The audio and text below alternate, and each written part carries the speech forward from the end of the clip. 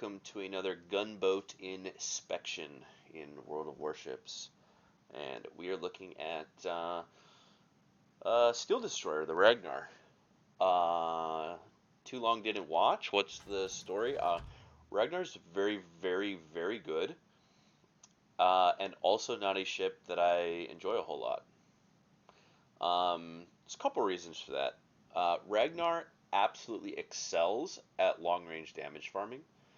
In fact, it is better at long-range damage farming than it is at fighting destroyers. All of the attention on Ragnar seems to get focused on its ability to fight destroyers, which it can. It absolutely can.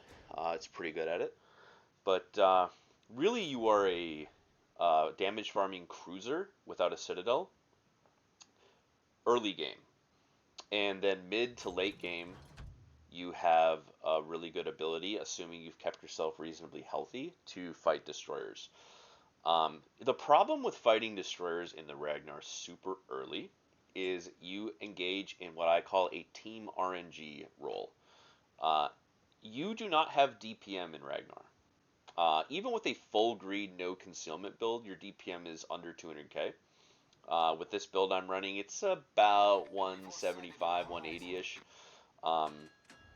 And that's not enough DPM to really kill like any destroyer 1v1 unless they just turbo suicide into you like a retarded bot, right?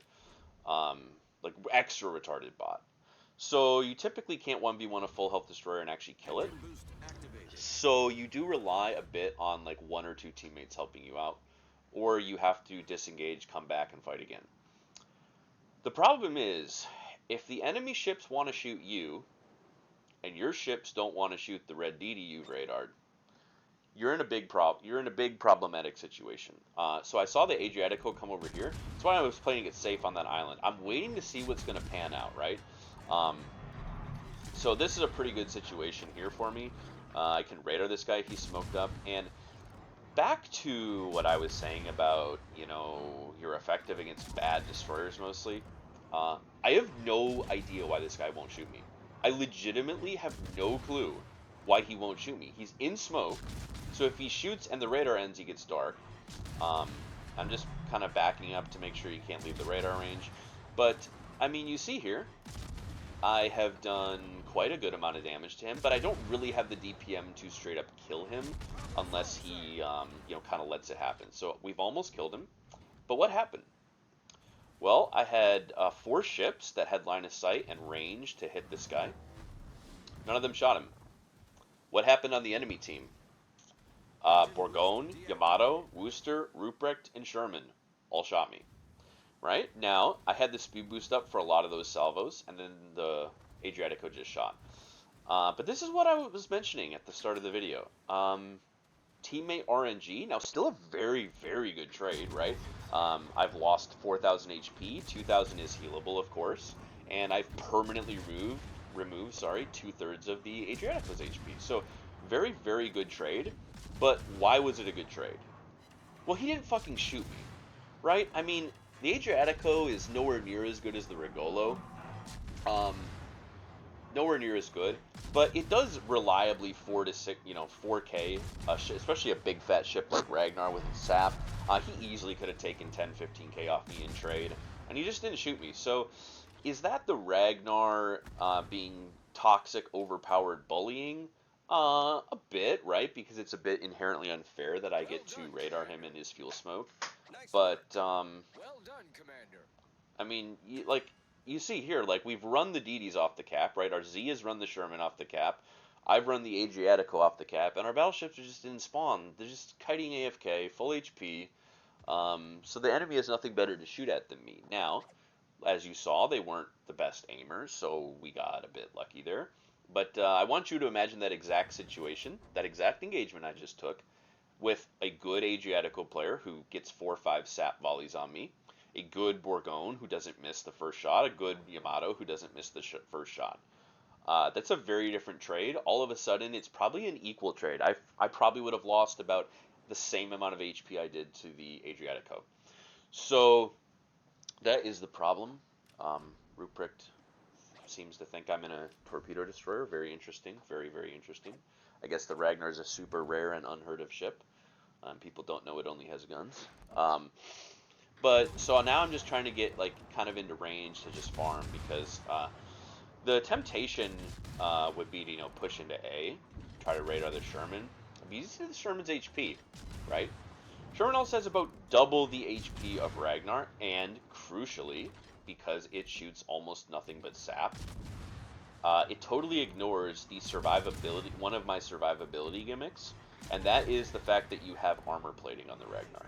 You are armored very much like a cruiser, the armor scheme, where you have a armored belt that spans the entire hull between the rear and front turrets. But it's 25 millimeters of armor, so basically all destroyer HE except high caliber DDs shatter on half of your ship. So this is kind of how you make your shit DPM work. One, you have incredibly improved accuracy. Ragnar and Elbing, and maybe even, I guess, theoretically Tiger 59. But you're basically the most accurate ship in the game.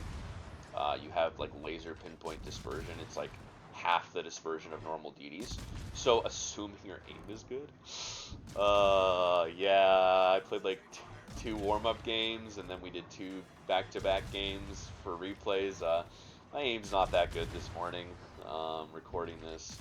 But assuming your aim is good, you're gonna probably hit, say 20-30% more shells than standard DD dispersion ships do.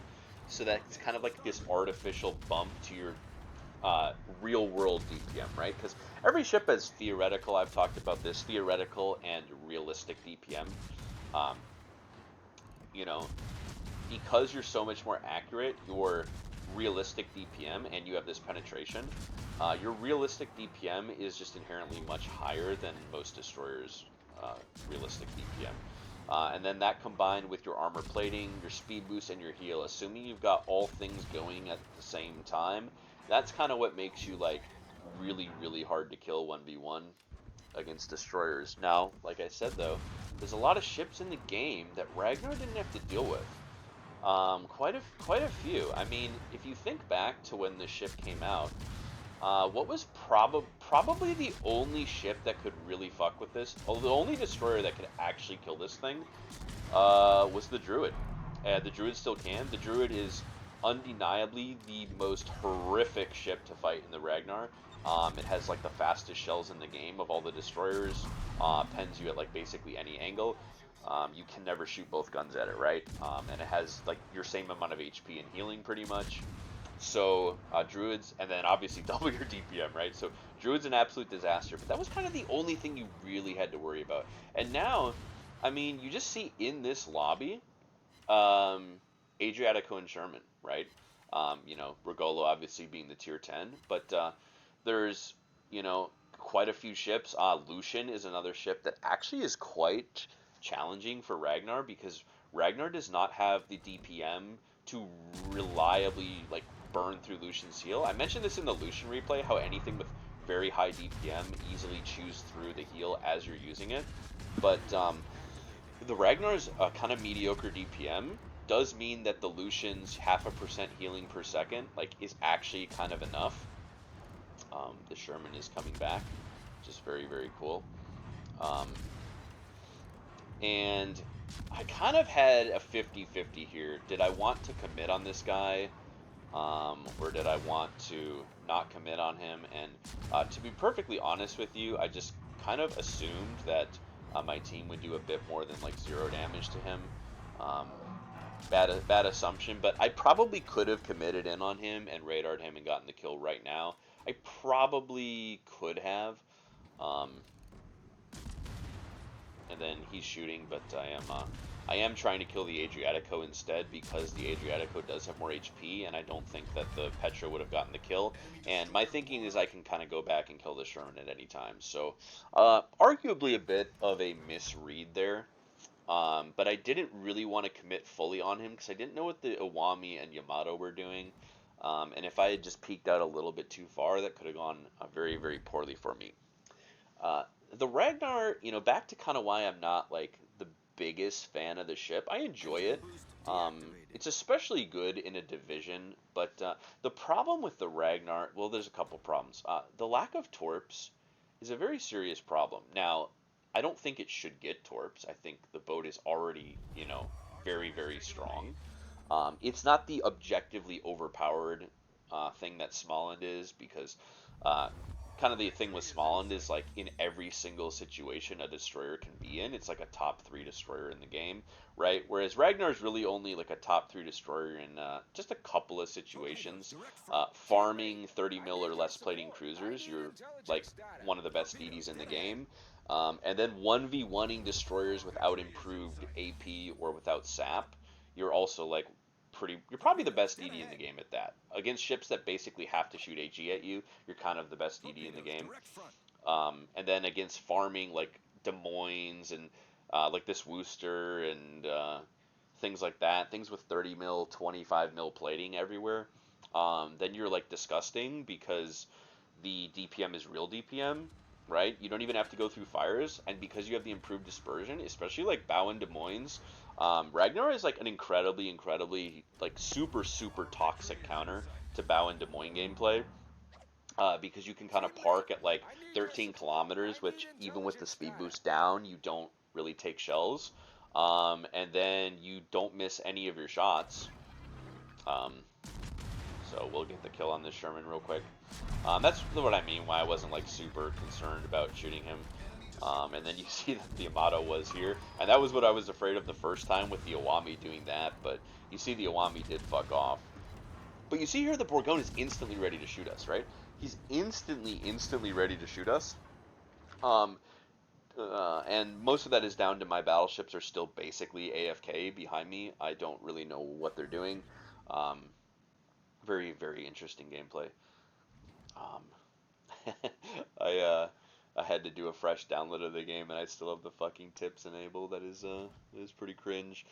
Um, but this game is won. Like okay damage, I guess. Like I said, I'm just not really a damage farm type of player.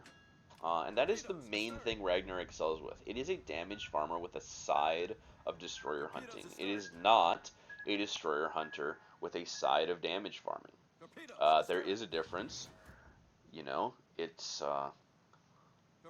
something like the Vamp 2 is like, or a cap contester, right? Like something like the Vampire 2 is a cap contesting specialist, and then it also can farm quite well. But the Vamp 2 is not a farmer that gets some ability to cap contest. The whole ship is built around cap contesting, and then you just have the DPM to farm. And the Ragnar is the exact opposite. The whole ship is built around everything about the ship: the speed, the poor maneuverability, the poor concealment, the amazing shell arcs, the amazing fire chance, the amazing accuracy, the amazing range. Um, all of this is built to damage farm. Like it is undeniably a design that lends itself to damage farming, and then you just have this stealth radar to fuck with destroyers. Um, and it's just not it's not like my typical go-to. The ship is also like so much better as the support destroyer. Um, because you just don't, one, you don't really want to fight DDs with DPM at super close range. Even like a good daring, a good Vamp 2 player at 7 kilometers is going to like kind of annihilate you because they're going to utilize like almost 300,000 AP DPM against you, because even though you have great firing angles, something like a daring Vamp 2, right? They have these 22 to 30 degree pen angles. So like shooting both guns in the Ragnar, you basically kind of by default are showing enough side to, probably allow 3/4 of improved AP, 3/4 of sap shells to full pen you, right? So you do want to like immediately open the fight up at long range. But then because the concealment exactly matches the radar, you're kind of incentivized to push in on people. But then, like I said at the start of the replay, you are rolling the RNG dice that your team is good. So like this game, we basically won because like you look at my team, like just AFK behind me, right? AFK behind me, AFK, AFK. Like a ton of people were just basically AFK in our spawn, but then our Des Moines just wrecked house on the other side of the map, right? So like this game without this Des Moines putting in a good performance would have been pretty problematic.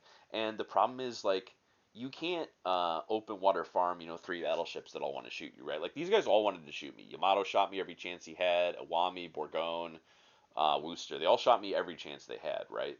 So, and even the Ruprecht did a bit. So you have to play a bit more passive than you would think, and that is my kind of like biggest tip.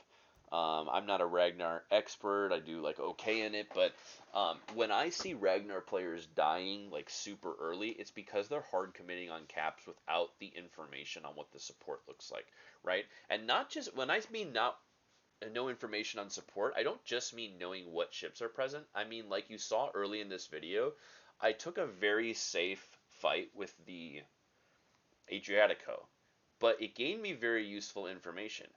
Every ship on their side of the map shot at me. That is the kind of information you absolutely need before you're going to make a play later in the game to commit on a destroyer, because that's going to change everything. If I had been able to free farm that Adriatico and not a single ship had shot at me, I would have played that game 100% different. I would have full committed on the Sherman the very first time. I would have killed him. I would have probably kept pushing, right? But the information of Yamato, Iwami, Bourgogne, Worcester, and Ruprecht exclusively shooting me in the Ragnar when I'm spotted, that is the kind of information you need. And that's why you want to start the game damage farming, because you do want to feel out who wants to shoot you, right? Do they want to shoot you because you're a nuisance, or do they want to shoot you on principle, right? And that's a very different thing. There are players who will shoot you because they don't really have a good target and you're annoying them. But then there are players who, like, they will not shoot a broadside battleship to do 6 KD or Ragnar. And you need to find out if those players are on your side of the map. And as you saw in this game, most of it was that my battleships were AFK in spawn, right? It was hard to tell, were these guys shooting me on principle, or were these guys shooting me because, I mean, yeah, like fair play, my battleships are all AFK in spawn. What else are they going to even shoot at, right? Shoot a Montana 22 kilometers away, or shoot a Ragnar 12 kilometers away, right? I'm probably choosing Ragnar as well in that situation, to be fair. So you got to feel that out. You just got to feel that out early game before you commit. We can also talk real quick in the start of this replay about the matchmaker you're looking for.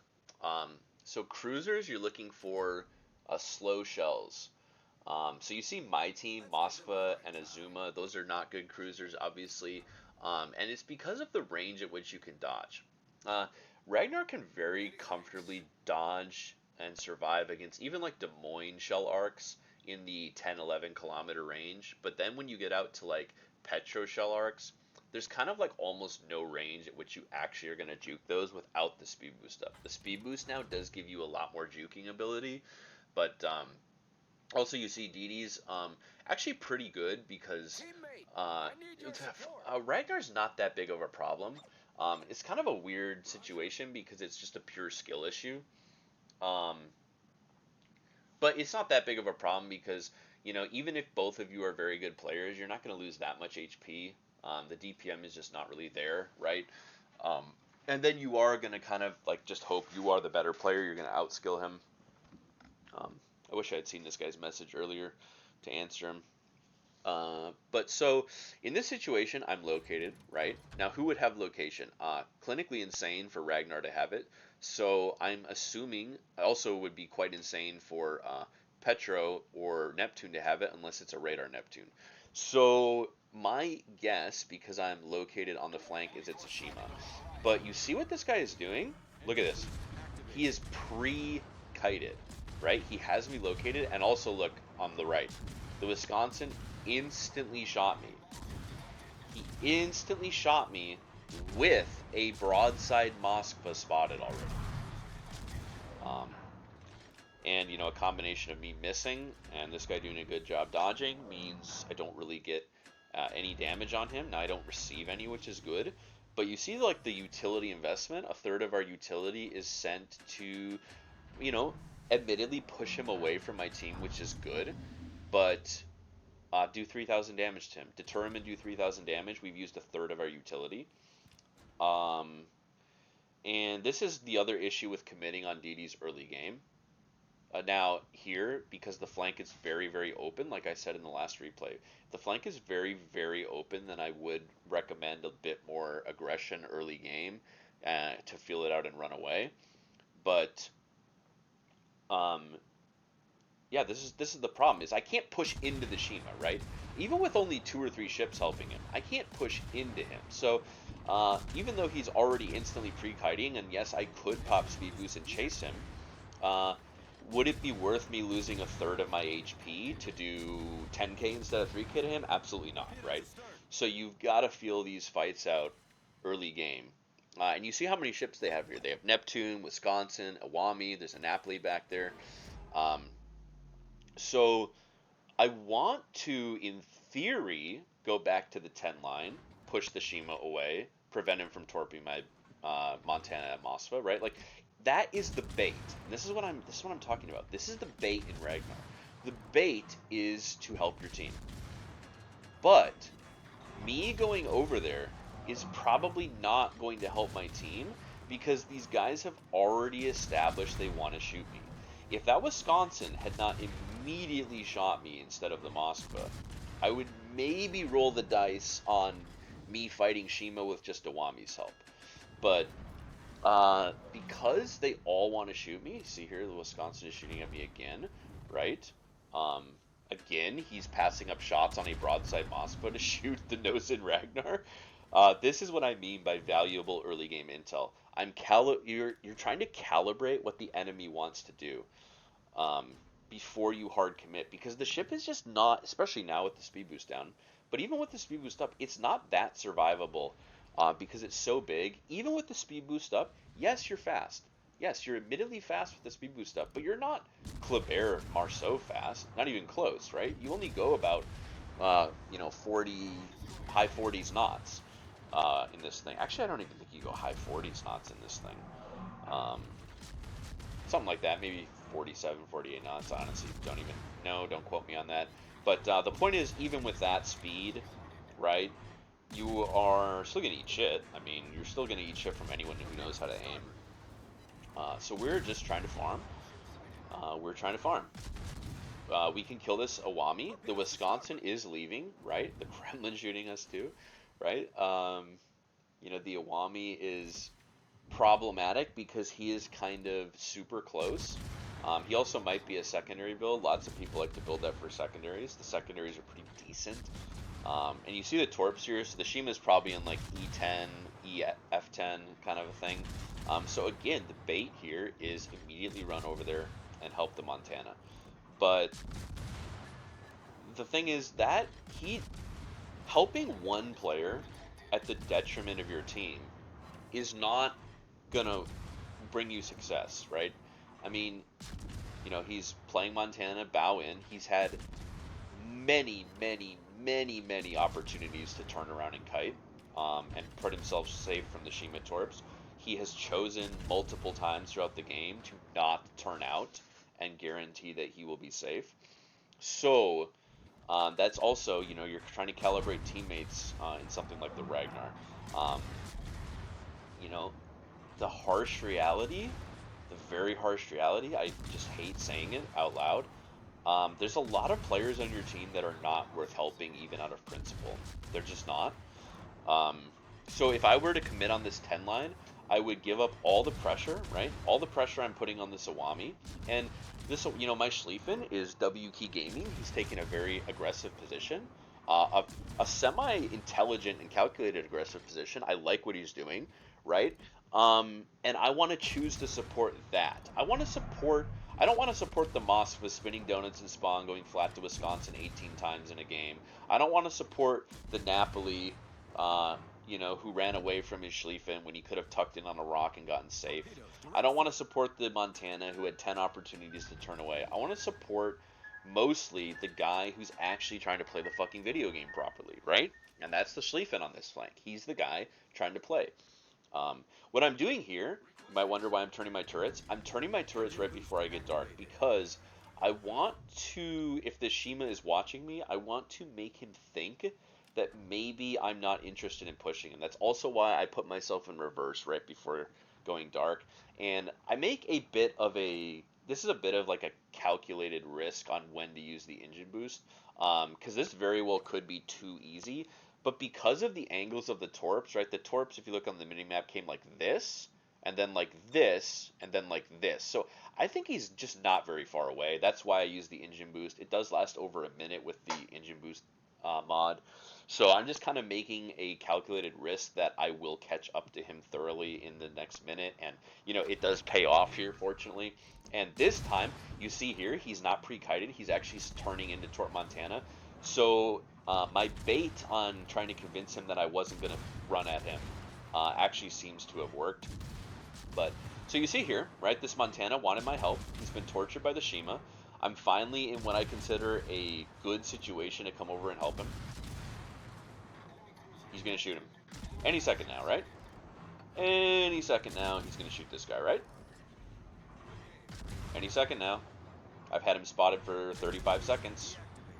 Almost 40 seconds. Nope, Napoli shoots him. Napoli came back, props to him, and shot the DD. So this is what I mean. Like, this guy is wanting help, but then he doesn't help himself. And that's why, you know, like I was saying with how he was playing earlier, don't prioritize helping teammates, especially in something like the Ragnar, because again, every time you engage a destroyer, you're basically investing a third of your utility, and that engine boost is survivability. So investing it to kill a destroyer means that maybe later in the game, when you're getting focused, you do not have the ability to, you know, weather that storm. So we're just, you know, pushing and farming. I'm trying to get towards C, kill the Awami, and kill the Kremlin on the way. As of right now, the game is, you know, fairly even, going fairly well. But I think this one ends up being a loss, just kind of down to a lot of really terrible misplays from my team. But you know, basically it's me, Napoli, Schlieffen, and the Johnston are kind of like the people doing useful things right now. Our Montana is 1v1ing our Bourgogne on B2. He will die for that, obviously. He's way low on HP. There's a Ragnar helping. So, kind of like the win condition here is we have to kill both of these battleships because we definitely don't want the Kremlin to, you know, Kuznetsov heal and then live to heal again, right? So we want to focus him down. We want to kill the Awami, and then we want to get on C. Because what's probably going to happen is, I mean, Montana's guaranteed dead. Minotaur got a nice kill, obviously. But Montana's guaranteed dead, right? He's getting pushed by 3 people. So we need to get these 2 kills and get on C, and then kill the Colbert, and then that should be really quite winnable. Even right now, it's basically dead even on ships, caps, and HP. And this playstyle that you see here in the Ragnar is going back to what I said at the start of the video of why it's not, like, it's just not that interesting most of the time to me when played solo. And like I said, I think in a division it's, I mean, listen, okay, obviously every ship is better in a division, but some ships scale way harder in a division than in others, and I do think that the Ragnar scales kind of like insanely hard in a division, because you basically are able to take all of the shells for your you know, stealth, like traditional torpedo destroyer, and then they're able to perform the torpedoing and spotting and deterrence role, right? Like this thing with Ashima, Yu Yang, and Gearing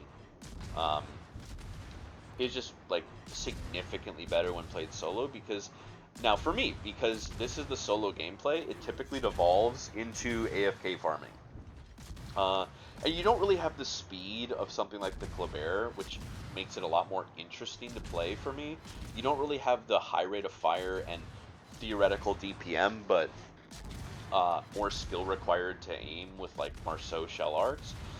So to me, farming AFK in the Ragnar like this is not a super fun and engaging experience in the game, but it is quite good at it. It's extremely good at it because you can see the shells, right? We have half and half, pens and non-pens, but we have the accuracy to basically like hit almost every shell on this Kremlin, right? And that's kind of where the real DPM versus theoretical comes in.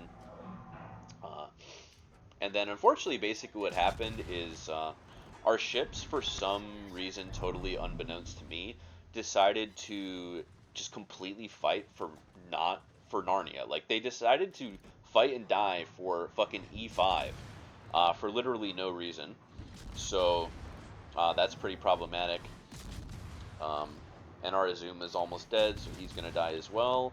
Our Montana has positioned himself in like the most useless position possible. Our Moskva is also in one of the most. I have no idea why he's following me down here. It makes literally no sense. He's still on like 50,000 HP.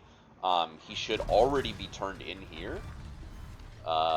Truly just kind of baffling gameplay decision. And here you're going to probably see a bit of an issue with the DPM. The Petro has very, very little parts on its ship that I can penetrate, even with a 30 mil pen. It's a bit of nose, a bit of ass, and a tiny ass little superstructure. So even with this improved accuracy, the margin for error on my aim, and you can see my aim is like not perfect right now. You know, I'm landing kind of right on him, but I'm not, you know, getting any pens really. Also a bit of aiming bugs there when I was shooting over the island. You could see that my shells were dropping very short, hitting hull and water. So I adjusted my aim up, and the Petro has not touched his rudder, and then all of a sudden all of my shells fell over. So what was happening is I was getting actually like multiple artillery bugs in a row. Very cool. And now the aiming system is working properly, and I'm starting to hit all my shells, right? So you have this accuracy, but the problem is on a ship like Petro, you don't really want the accuracy. You want the fire starting in the DPM. Like, in this situation, I would want, like, Gdansk would have already killed this guy, right? Vamp, Daring would have already killed this guy. Because there's no pen advantage here. There's no pen advantage, and the ship parts that I'm trying to aim at are so small, the improved accuracy is, like, almost a problem. And, you know, his superstructure is fully saturated as well, so I'm just getting no damage. So our Moskva you see here is still almost, you know, he's still well over half HP. The Fletcher, the Napoli are in his radar range. He uses the radar. Really good, right? Really good. So he's going to kill the Fletcher for us, right? Fletcher, who's literally one salvo from dead. Okay, he shoots Napoli. Okay. Okay. Now he shoots Fletcher, right? Okay, he shot someone else. So now he shoots Fletcher, right? And he goes broadside. He's just going broadside to their whole team. And then running into a torp. And he lost 50,000 HP in about 10 seconds. And doesn't shoot the only ship he needed to kill. So that's the game. Game's over now. Really just unfortunate. And now this is a situation where, unfortunately, a lot of games devolve into a situation where you can unironically win if you just have torps. I want you to think about any even hybrid ship in this situation. A third HP Bourgogne, a half HP Iowa, a 15k HP Napoli. Imagine this situation in like basically anything with a combination of guns and torps. It's probably actually carryable. This exact situation, in a healthy Yu Yang, a healthy Gearing, a healthy Shima, probably winnable.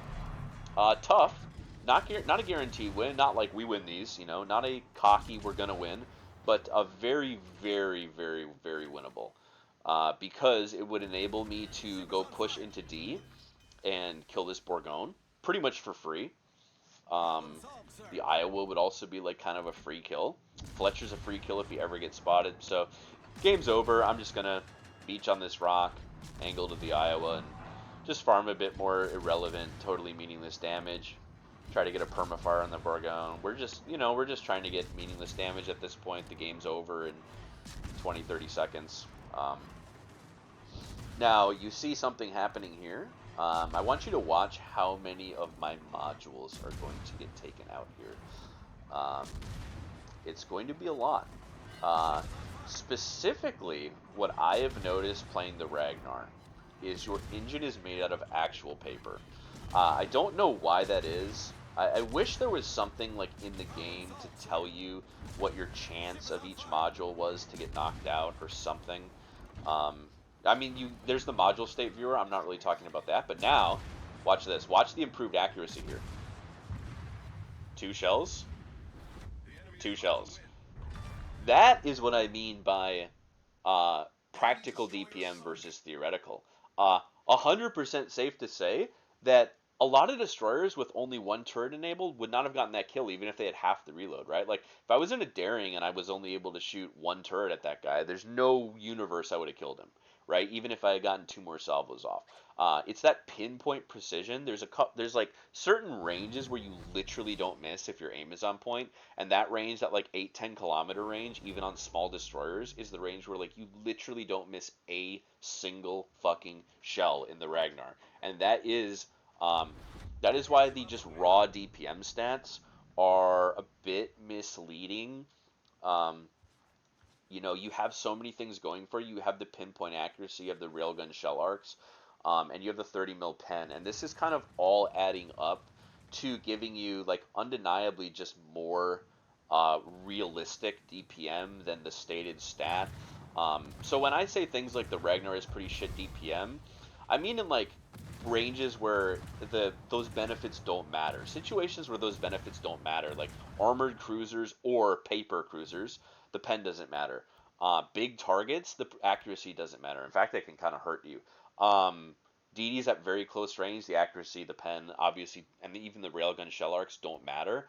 So that's again going to like why the ship is so much more suited for damage farming, because it's really kind of only at long range where the accuracy, the shell speed, and the pen are really kind of all synergizing together to give you extra game impact over ships with higher base DPM. Um, and That's why Ragnar in like ranked is so ridiculous. It's a absolutely ridiculous ship in ranked because it can actually insta commit on DDs.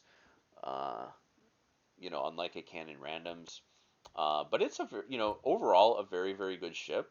I do think though that if you are you have a similar play style to I do, where you're trying to, play arguably too aggressive at most times. You're trying to find openings, you're trying to find game impact constantly.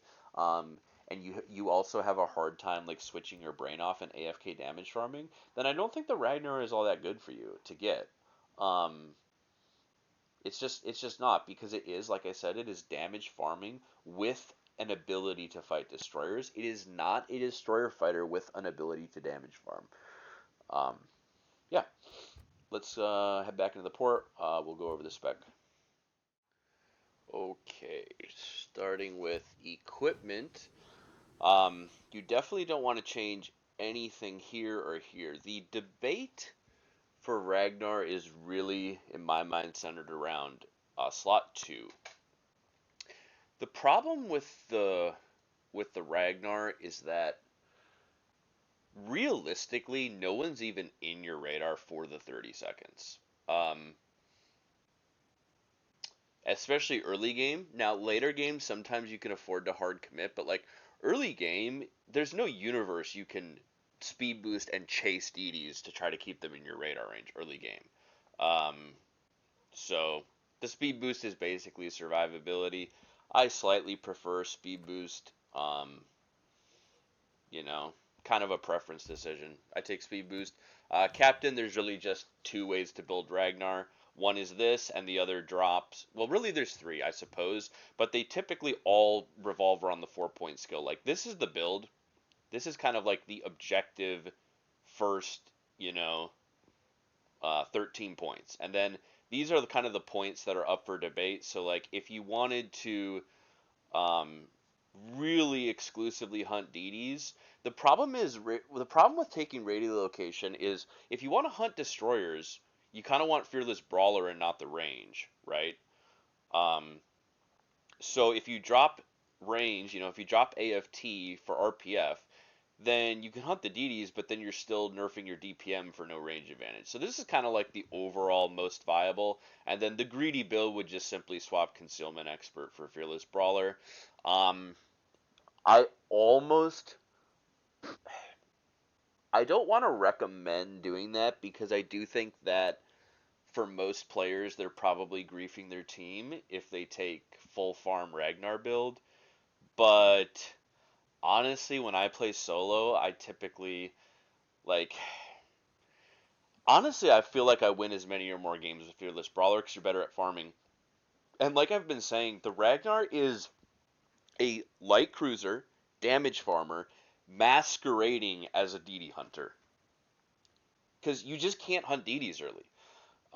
There's the problem is, well, it really depends on the enemy team. Like, do they shoot you? As you see in these games, like the delusional shooting of the enemy team was like actually ridiculous. People shooting Ragnars at 18 kilometers, the kiting away, instead of broadside battleships kind of things. So I do think this is kind of in randoms overall the most viable build. You do have the ability to stealth raid RDDs, but you have the range. And honestly, Ragnar's DPM is so kind of mid. Like, it's kind of just, it's not mid, it's kind of just straight up bad. You have like 155,000 base DPM. So with reload mod, yeah, you get that up to like 170. So basically, Fearless Brawler is bringing you from like 170 to 190 DPM, but then you're giving up any ability to stealth raid RDDs for free. To me, that math doesn't really add up. It's such a minimal increase in DPM. Um, yeah, I just think overall this is the most viable build. As far as the armor, we talked about it a little bit in the video, but this is kind of what makes Ragnar special. In my mind, if it didn't have the armor, it would be like objectively dog shit at fighting destroyers. Uh, like I said at the start of the video, the Smoland is just an incredibly superior boat in basically all ways except cruiser farming, um, than the Ragnar is. But this is really what it is, because there are other armored destroyers in the game, right? Like let's look at a couple, just real quick. We can look at let's look at Kaba. Kaba has an armored plate too, but remember how big Ragnar's plate is. Ragnar's armor plate is so incredibly long. It basically spans like the entire ship. It's armor. It's actually armored like a real cruiser is, right? It's actually armored like a cruiser where it spans barbette to barbette. So, unlike some other ships, and the Elbing is another example of a ship with armor plating that has real armor plating, that it spans the entire length of the ship. Um, this is why Ragnar is so resilient against DDs who kind of have to shoot HE at you, because basically half of the real estate of your hull is non-pens, right? They're just going to shatter on this. And so because you have such really shit DPM, this is kind of how you win fights, because you basically take away half of the enemy destroyer's DPM, because half your ship is uh, non-damageable, right? So you might only have 180k HE DPM, and the daring you're fighting might have 250k HE DPM, but as long as you don't show him enough side to shoot AP, like as long, or honestly, most people just don't shoot AP. Let's be real. Most players don't even shoot AP at ships they should. Um, then you nullify the advantage of DPM they have, right? And you're using your 180, and they're stuck on at most half, because 50% or more of their shells are going to hit this armor plate. Yeah, overall, Ragnar is not really a ship that like I said, it's not really a ship I enjoy playing solo that much. If you've watched any of my cruiser videos, I've kind of put a disclaimer in them multiple times that I am not a damage farm player. The Ragnar excels if you are a damage farmer. Like you saw in that the second replay, I easily could have been switching fires on more ships, but it's not a thought process that's ingrained in me of, instead of helping the team by focusing a ship, um, that I should stop shooting a ship that's in a good position and shoot a different ship to get a fire to far more damage. Now, like I've said, damage farming is a reliable way to have high win rate. It just is. There's game impact play and there's damage farm play, and they both can equally succeed, right? One is not inherently superior to the other as far as game impact overall, but part of it is that I play about half of my games in a division, and choosing to farm instead of game impact play when you're in a division is like just honestly makes you a piece of shit. Like baiting your div mates. So even when I play solo, it's just a hard habit to break. I'm always trying to help my team, and as you see, like it's not good to always help your team. Like, this is an unfortunate reality about the World of Warships player base. The World of Warships player base is overall so bad that they're not worth helping. And it's a thought that I analytically hold, but I struggle to enact in the game. Like that Montana player. I wanted to help him, but nobody shot the Shima the first time. So then, their ships are focusing me, right, as you saw. So I'm kind of playing a bit passive, waiting till the ship count lowers, and then he's, asking for help, asking for help. I go radar the Shima for 30 seconds, which should give him 2 salvos. The Shima was even shooting, and he doesn't shoot. Like, you're asking for a radar DD to spot a DD for you. It doesn't have the DPM to kill it solo, and you don't fucking shoot your guns at it. This player base is just like clinically insane, dude. It's a clinically insane player base, and that's the thing is they're not worth helping.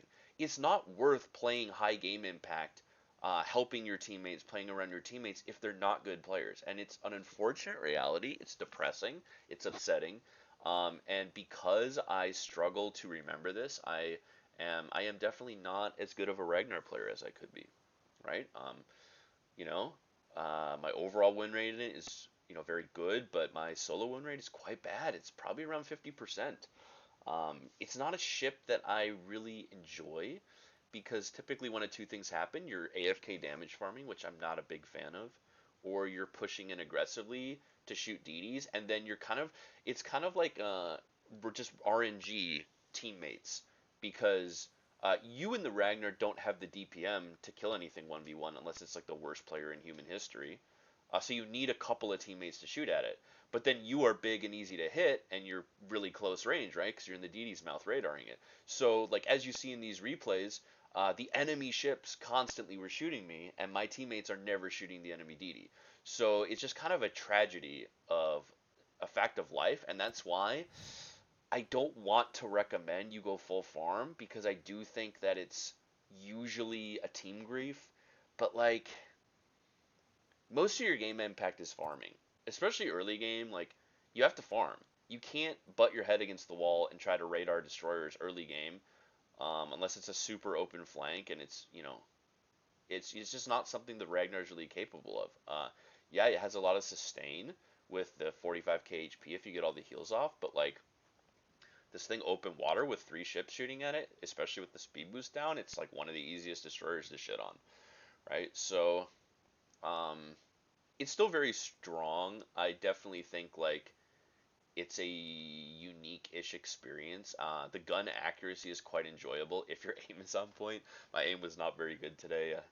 Um, it's the first games I've played in Ragnar in quite a while, but yeah, you do require good aim. So if like I consider myself to have like decent aim, I'm a decent aimer, but I'm not like a truly impeccable aimer. And there's lots of players who even are like unicums, super unicums, and don't have the best aim. It's more about game sense and things like that. So if you don't consider yourself at least a good aimer, I don't think it's a ship that you should get because it will frustrate you, especially trying to shoot DDs in the kite. Like you saw in these replays, my aim wasn't like super on point. It was pretty okay.